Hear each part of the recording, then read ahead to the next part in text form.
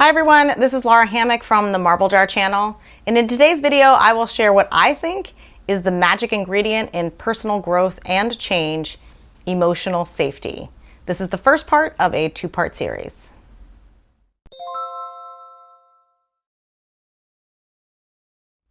Okay, so I've come up with some theories about the nature of human behavior and behavior change, and I thought I would share them with you. The question is, why does it sometimes feel like we're stuck in our old patterns and behaviors, wanting to make changes, knowing that changes would be better for us, and yet not being able to do it or do it consistently? I believe that real and lasting change only happens when you feel emotionally safe. This is a concept that is widely understood when working with clients who've experienced trauma, but I have come to believe that it is a nearly universal human need. So let's look for a second at Maslow's hierarchy of needs. First, we need the basics for our bodies: food, water, shelter. Next, we need to feel physically safe. After this, Maslow continues on to building healthy relationships and love and belonging, but I think he is missing a step. I think not only do we need to feel physically safe from harm, but in order to continue up this hierarchy, we also need to feel emotionally safe in order to build good relationships and make healthy changes in our life. So, what does it mean to be emotionally safe? It means that you can feel sad, angry, disappointed, disgusted, irritable, scared, or stressed out.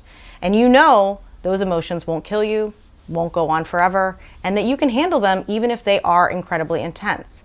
That your life won't splinter into 1,000 pieces, and that you will come out the other side a stronger and more resilient person. Feeling emotionally safe with another person means that you can trust them to not run away from you, dismiss you, invalidate you, or try to fix you. That they won't deflect your feelings or say a bunch of trite phrases that don't really make you feel any better. That they have the strength and the capacity to sit with you and hold those powerful and difficult emotions with you. That they also believe in your ability to get through it and come out the other side a stronger and a more resilient person. So that sounds great, right? So why do we have our level of emotional security, whether it is high or low? Well, I'm not going to go into all the specifics of attachment theory, but some people are lucky enough to be born to parents who make them feel emotionally safe and secure. As children and babies, they were allowed to have a full range of emotions without criticism, invalidation, or threats of abandonment. They felt soothed and comforted by their primary caretakers, and they learned that they were strong enough to feel positive, powerful emotions, and they could calm down afterwards. In relation with their primary caretaker, they were able to be soothed and comforted, and through this process, they learned how to do this pretty well on their own. But as you know, not everyone was born into this idealistic environment. A large proportion of us had emotionally immature parents who, many times through no fault of their own, could not handle their own emotions, let alone those of their children. So as a result, many of us grew up feeling like we couldn't show our uncomfortable emotions without getting in trouble, being ignored, being told we don't feel the way we do, or much, much worse. Some of us received physical, emotional, or sexual abuse at the hands of our parents or caretakers, which really traumatized us, and as a result, messed with our sense of how to get calm. We weren't reliably soothed and comforted when we were upset, so we weren't given the tools to do this on our own. And to make things even worse, even if we were lucky enough to grow up with emotionally safe parents, we still had to run the gauntlet of middle school and high school, where you could never show a single emotion other than joy or anger without massive social repercussions. Double, triple, quadruple all of that for boys. And some people got really wounded by a relationship gone bad, which ruined their ability to trust that others would be there for them at all. With all of that, it's a wonder that any of us feel anything but absolutely freaking emotion phobic.